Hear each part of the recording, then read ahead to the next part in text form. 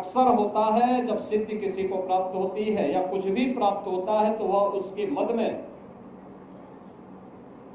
फिर कुछ नहीं देखता, किसी को नहीं समझता। प्रभुता पाई काई मद नाही, संत तुलसीदास जी ने भी कहा।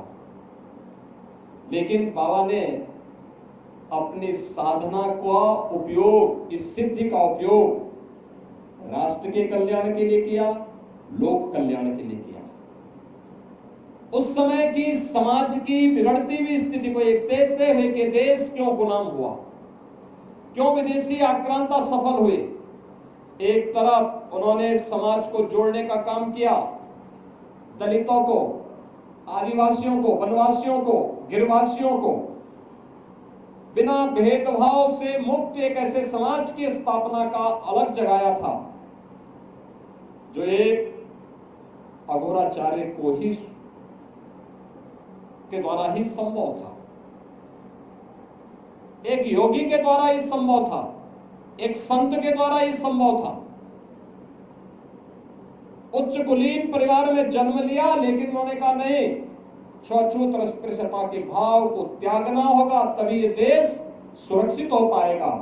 और यहाँ के दलितों को, वनवासियों को, यहाँ के जनजातीय समुदाय को उन्होंने बड़ी संख्या में अपने शिष्य के रूप में स्वीकार करते हुए उनके जीवन को प्रशस्त करने के लिए अनेक कार्यक्रम चलाए।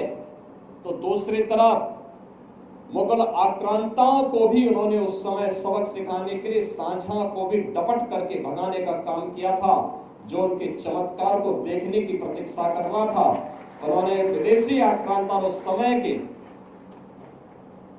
जो शासक थे उनको फटकार लगाई थी। यानी ये चीजें दिखाती हैं एक संत और एक योगी सत्ता का गुलाम नहीं होता है, बल्कि वह अपने कदमों पर उन्हें चलने के लिए मजबूर करता है।